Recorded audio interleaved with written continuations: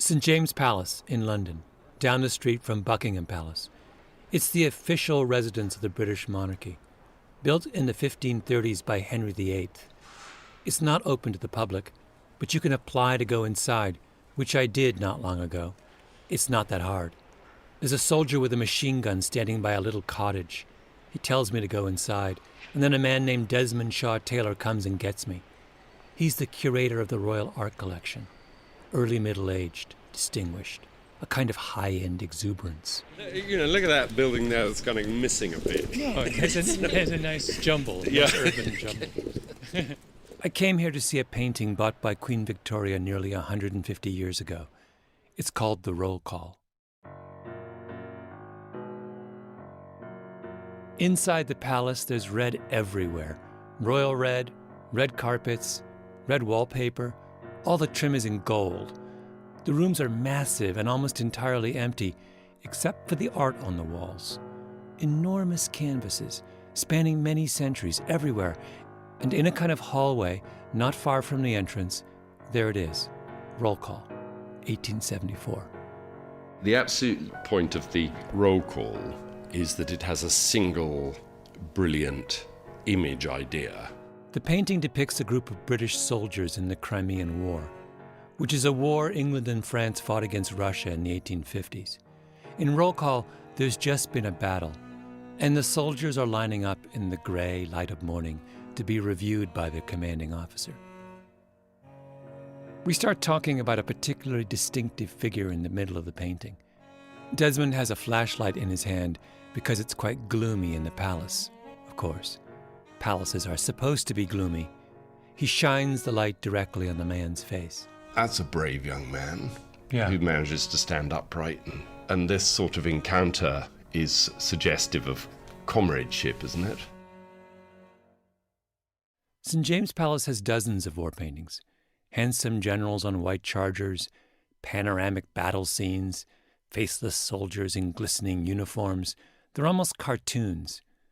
But in Roll Call, the men are exhausted, wounded, defiant, bedraggled. It's real. And they are standing in a line, but they're not in a straight line, and they're not anonymous. Yes. So it's got one fantastic idea. Yeah. I'm starting with something very simple. A painting. The Roll Call. All but forgotten now. If you want to see it before you listen to this story, you can pause and go to revisionisthistory.com. But in 1874, when this painting became famous, something extraordinary happened that I think is worth revisiting. Because it's an issue that we deal with all the time today, which is what it means to be the first outsider to enter a closed world. The art world in England at that time is controlled by something called the Royal Academy. It consists of 40 artists, and being elected to the Royal Academy is the highest honor any artist can get. It's like winning an Oscar. Membership makes your reputation and makes it possible to become very wealthy as an artist. And every year, the Academy puts on an art exhibition. Thousands of paintings are submitted. They choose a select few and display them at Burlington House on Piccadilly. Remember, this is before movies and television and recorded music. Painting is it. Hundreds of thousands of people come to these shows. And Roll Call gets chosen for the Royal Academy. And not just chosen in a way that makes it a really big deal. First of all, where the Academy hangs a painting on the wall matters a lot. If they hang it way up near the ceiling, if they sky it, that means your painting is considered second class. If they hang it at eye level, what's called on the line, that's fantastic. Roll Call is on the line. Then there's where in Burlington House they put it. There's a gallery in the back called the lecture room. The lecture room is known as the black hole. Being hung in the black hole was almost as bad as not being hung at all. But if they hang a painting near the front in Gallery 2, that's incredibly prestigious.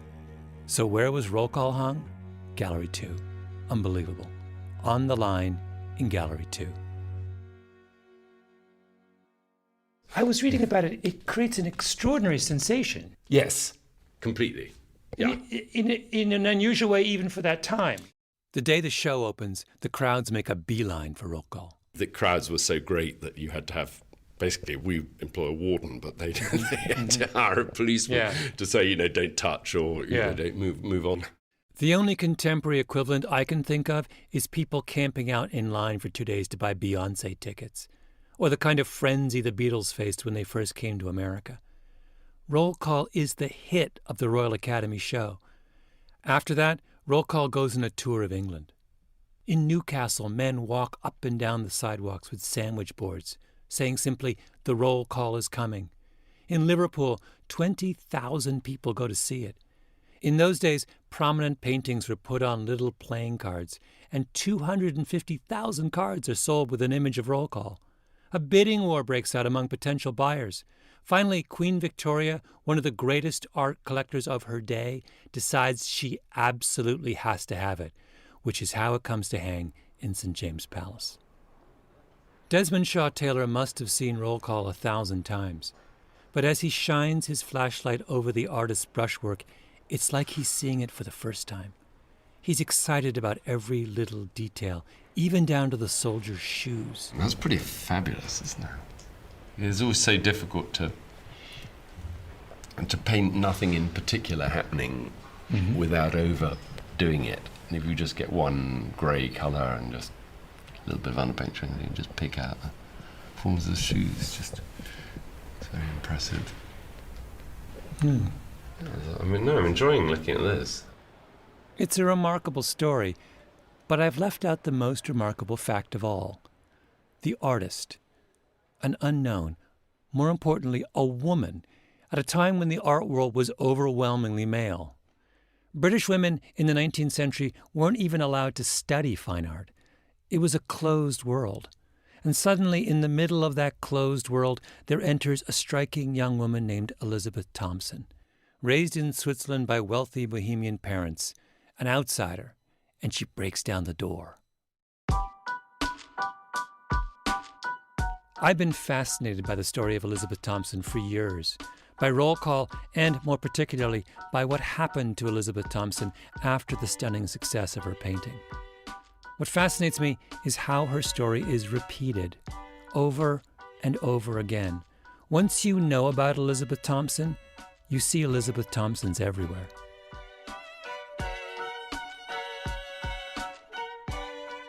I don't know if you've ever heard of Julia Gillard. She was the first woman to become Prime Minister of Australia. She served from 2010 to 2013, and she had an incredibly tumultuous time in office. Near the end of her tenure, she gave a famous speech on the floor of the Australian Parliament. Here's the part everyone noticed.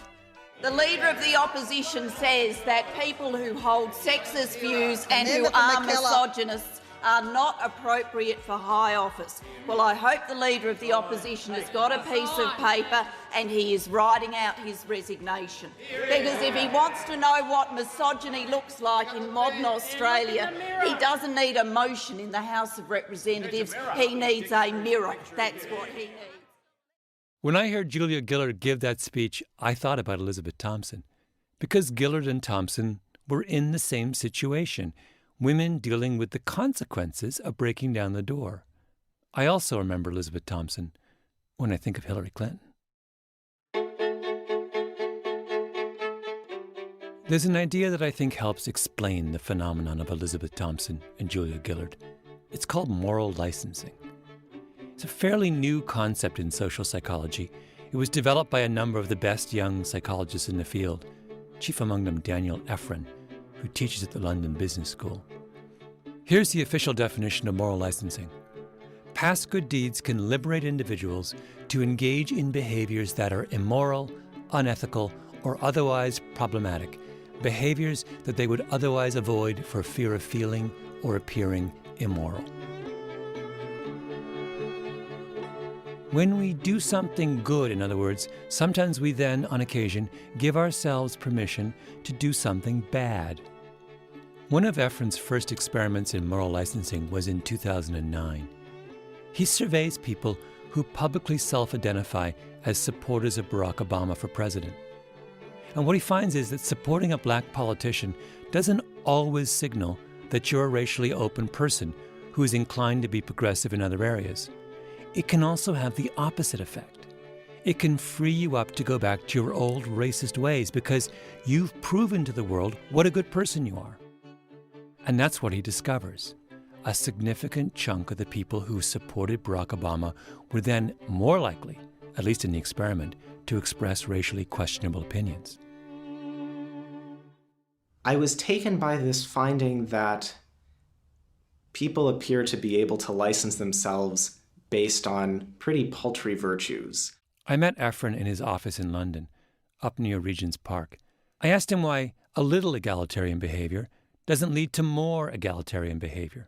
Why don't good deeds just lead to more good deeds? So your question is about when does evidence that I'm virtuous lead to more virtuous behavior versus when does evidence of virtue lead to less virtuous behavior? When does doing good lead to doing bad, and when does doing good lead to doing more good?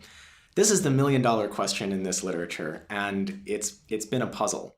All we know is that human beings go both ways. After a good deed, they sometimes follow a virtuous trajectory, and sometimes they don't. There's what happens after Jackie Robinson broke the color line in 1947, becomes the first ever black professional baseball player. Within 5 years, there are 150 black ball players in the major leagues. I think that's what we expect. It fits our romantic notions of progress. The door opens for one person, and soon it opens for everyone. But what we have to understand is that a lot of times the opposite happens. The door opens for one person, and they're the only one to slip in. Those who open the door then feel free to close it again for everybody else. A couple years ago, the Israeli author Amos Ilan wrote a history of the Jews in Germany called The Pity of It All. It's a fascinating book for precisely this reason. Because what Ilan is interested in is the great paradox of Germany's history with the Jews. Here we have a country that committed the greatest historical atrocity against the Jewish people. Yet if you take the long view, as Ilan does, you see that time and time again, German culture welcomed Jews, or at least welcomed some Jews. From the 17th century onwards, many German states had a tradition of what were called court Jews. Most Jews were banned from living in major German cities. There were severe restrictions on what they could do. But simultaneously, there was a group of protected Jews who were allowed to live and work within the city walls. In the 1730s, the King of Prussia becomes alarmed by the number of Jews in Prussia, likening them to locusts bringing ruin to Christians. So he banishes them from Berlin, but not all of them. He kicks out 140 families and he keeps 120. That pattern is repeated over and again in the German-speaking world.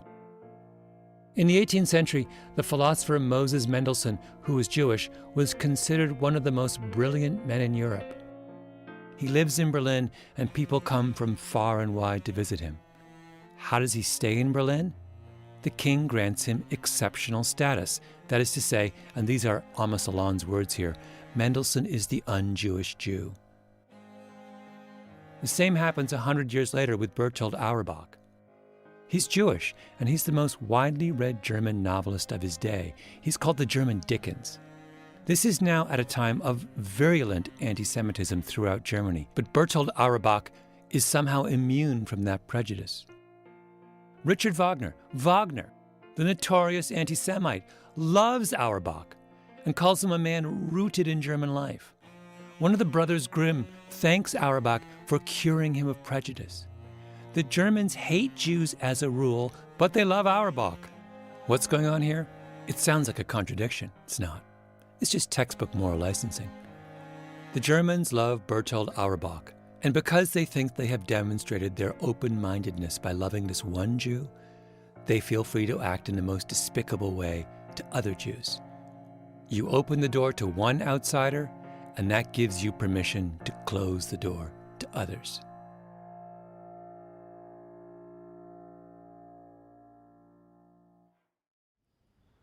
After seeing Roll Call at St. James Palace, I went to the Tate and sat on a little bench outside the Turner Gallery with Paul Usherwood. Usherwood is an art historian who has written extensively on Elizabeth Thompson. In fact, I first learned about Elizabeth Thompson because I stumbled across an absolutely brilliant article by Usherwood in the Woman's Art Journal. It was called Elizabeth Thompson Butler, a case of tokenism. Usherwood is wispy and tweedy in the best possible English way. I imagined that after our chat, he would go straight home, spend an hour in the garden, then go for a brisk walk across a few soggy fields with the dogs. Usherwood argues that in making sense of what happened to Elizabeth Thompson, it's really important to understand the role of the Royal Academy. They control the art world at this point. 40 aloof, dictatorial white men. As an institution, it was just very, very powerful and much resented by people who weren't very, very well by it. Academy members gave their own pictures the best positions on the walls of the annual exhibition. Meanwhile, they pretty much ignored everyone else's art, including in 1874, the year when roll call went up. For that year, there were 6,000 paintings which didn't make the exhibition. 6,000. There's only one art show that matters in England, and it's so small that thousands of artists are stuck on the outside looking in. There's a revolution brewing.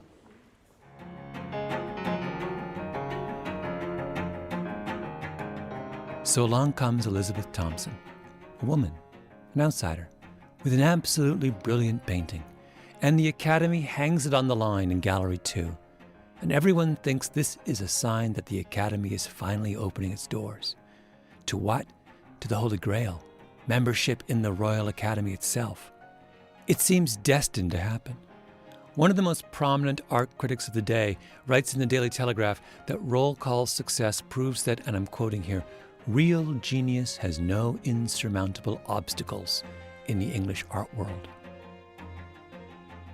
In short order, Thompson is nominated for election to the Royal Academy. She's one of the most famous artists in England. She has a huge public following. Every artist in the country is riveted by her candidacy. And what happens? She loses, but by just 2 votes. It doesn't feel like the end. Everyone says this is progress. Here we have a young artist, still in her 20s, and on her first try, she comes within a hair's breadth of acceptance into the old boys club. Everyone thinks that she's going to be a lock for election the next time round. They look at her and they say, Elizabeth Thompson, pioneer. But then Thompson submits another painting to the Academy. Another brilliant painting called Quatre Bras, a depiction of the Battle of Waterloo. By that time, she's a celebrity and has fantastic assistance from the army. 300 soldiers at one point are paraded so she could paint that picture. This is in 1875, the year after roll call's triumph. So what happens to Quatre Bras? What they do is they stuff it away in an obscure corner, so it's quite hard to see. Thompson's new work is hung in the lecture room, at the back, the Black Hole. And the Black Hole is where her election to the Royal Academy also goes. Remember, she was within 2 votes of getting in, and everybody said she's a lock for the next time around. But she isn't. There is no next time around. Instead, the male Academy members have these absurd internal conversations about how it would work if a woman ever got elected. What about the etiquette? At the banquet, how would that be arranged? Who would bring in, it was the thing for the male academician to escort a woman into the banquet, but how would that work with a woman? They fussed about it. They tied themselves in knots at the thought of a woman entering their club.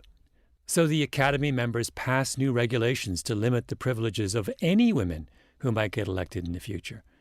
Because they've proven their bona fides. They hung roll call on the line in Gallery 2. Who can doubt how open and progressive they are? Now they can go back to the way they were. In 1881, Elizabeth Thompson paints what might be her most famous painting, Scotland Forever. It's a thrilling depiction of a charge of the Scots Greys at Waterloo in 1815. Scotland Forever is never shown at the Royal Academy, and Thompson doesn't even try again to get elected. She can read the writing on the wall. In fact, no woman would be elected to the Royal Academy until 1936, more than half a century later. As for Thompson, she married an army officer named William Butler. She changed her name. She raised 6 children. Her career took a backseat to her husband's. When he writes his memoirs, he doesn't say a word about her, his own wife, one of the most famous artists in England. His autobiography, 455 pages. She's not mentioned in the index. He mentions that he was married. He mentions that he did have children. And that's it. And when she writes her memoirs, she acts as if the whole incident with her near election to the Royal Academy never happened. Today, people would write an entire book about it. But she's been defeated, and she knows it. Here's all she says. As it turned out, in 1879, I lost my election by 2 votes only. Since then, I think the door has been closed. And wisely. That's the part that always gets me. And wisely. She's given up.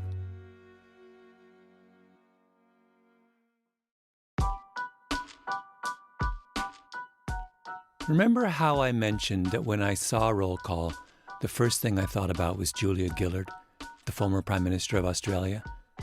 That's because it's the same story.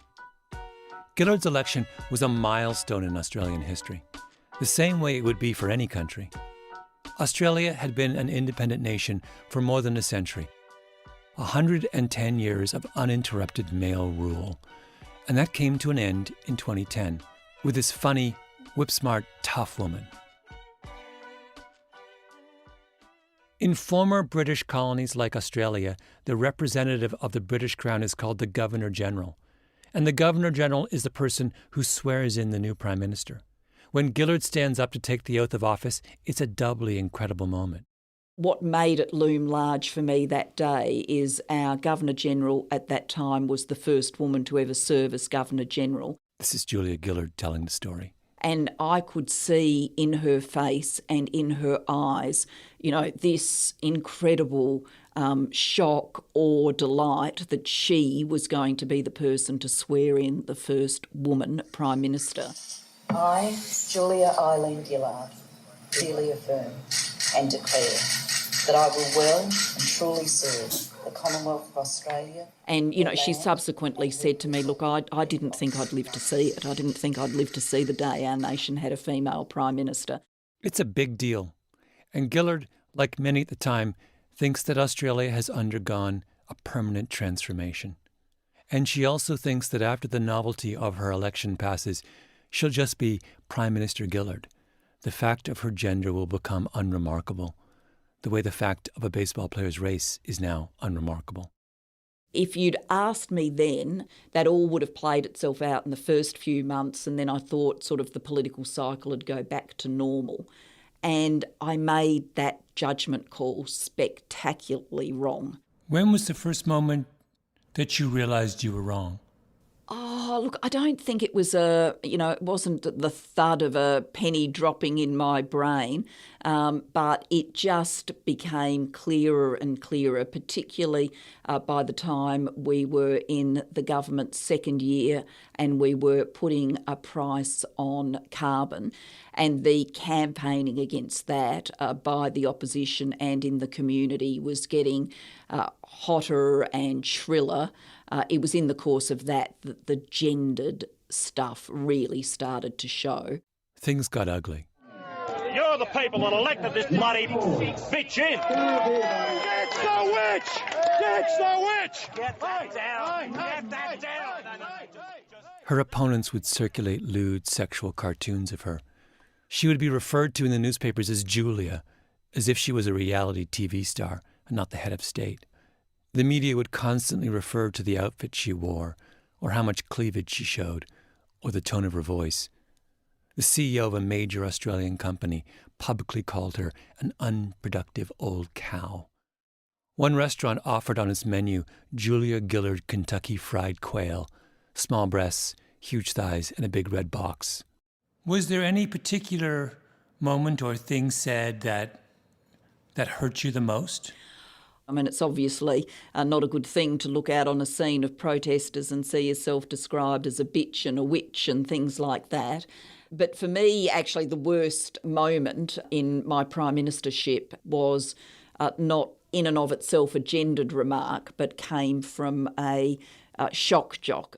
She's talking about the Rush Limbaugh of Australia, a major radio personality who hosts a fundraiser for the Conservative Party, the other party, not Julia Gillard's. And I had recently lost my father. My father died while I was Prime Minister, and he said to this audience that my father had died of shame because he was ashamed of me as Prime Minister. I mean, that was the worst. Oh, wow. Yeah. That's appalling. It is appalling. It is appalling. And, you don't expect to have to do that in your life, and you don't expect that, someone like my mother, who's just a lovely woman and a great Australian citizen, should have to tolerate that being said about the husband she's just lost. Why do you think that intelligent, educated members of a progressive country feel they can get away with such vile behavior? Because they've just elected a woman. They've proven their progressive bona fides, ending 110 years of patriarchy. When the female Governor-General swears in the female Prime Minister, Australia has a collective lump in its throat. But then what happens? Moral licensing happens. And of course, Gillard can't fight back, can she? Until the very end of your tenure as Prime Minister, you keep a pretty stiff upper lip about this. Yes, I think I did. Tell me about that, about your decision of how to handle it. I mean, some of it's innate, some of it's just me, and then I also took a deliberate decision that, if you looked like you couldn't take it, if you looked upset, then that would be used against me personally, but more importantly against women generally, that there would have been people muttering to themselves, knew women weren't up for this, knew they couldn't take it when the going got tough. Then, near the end of Gillard's time in office, a prominent member of her own party, the man she's chosen to be Speaker, is found to have sent sexist text messages. And, incredibly, her critics come after her, Gillard. They accuse her of condoning sexism because she's associated with this man. She sits in her office in disbelief.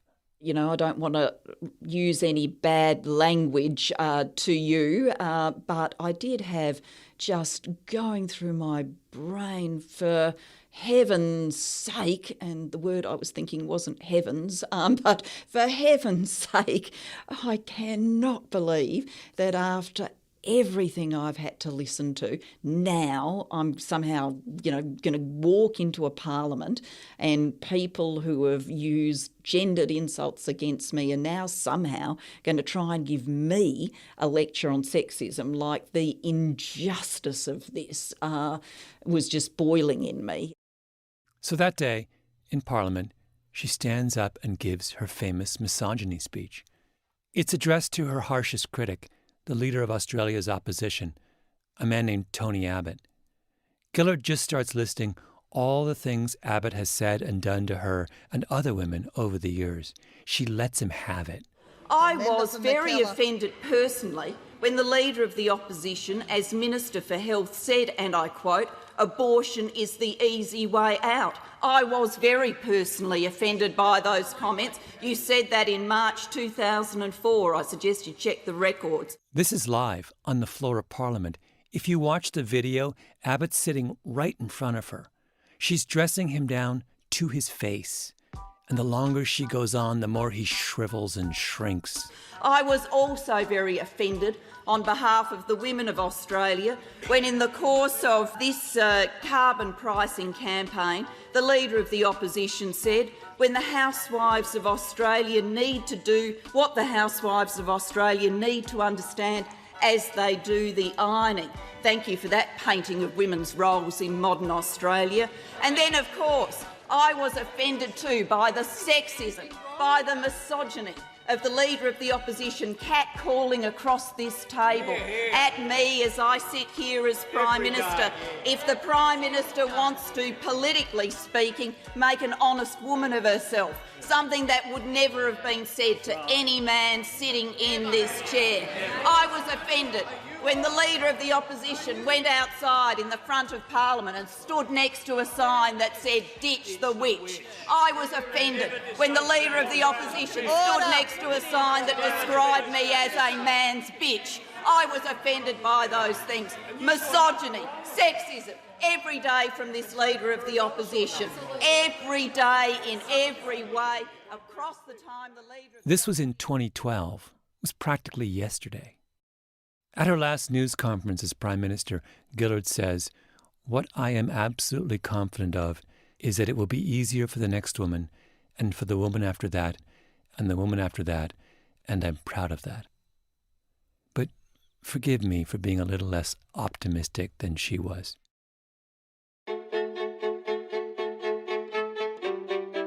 The difference between Julia Gillard and Elizabeth Thompson is that Thompson never had the chance to give a speech like that on the floor of Parliament. She went away quietly. Gillard got the chance to stand up and be heard, and I suppose that's progress. But the underlying dynamics these two women faced, are they all that different? A woman gets accepted into a man's world. She thinks that somehow something has changed, but nothing has changed. The men pat themselves on the back, and then they slam the door shut again. Tony Abbott, the man she eviscerated, he becomes the next Prime Minister of Australia. By the way, here's a partial list of the countries that have broken the gender barrier and elected a woman and then never elected another female leader again. Open the door, pat themselves on the back, close it again. Ready? Brazil, United Kingdom, Germany, Costa Rica, Croatia, Nicaragua, Latvia, Panama, Bolivia, Ecuador, Pakistan, Poland, Turkey, France, Canada, and of course, Australia.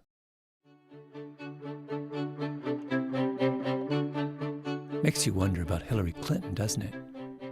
She's not going to have it easy.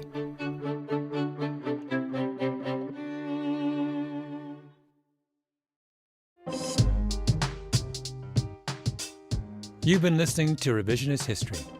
If you like what you've heard, do us a favor and rate us on iTunes. It helps.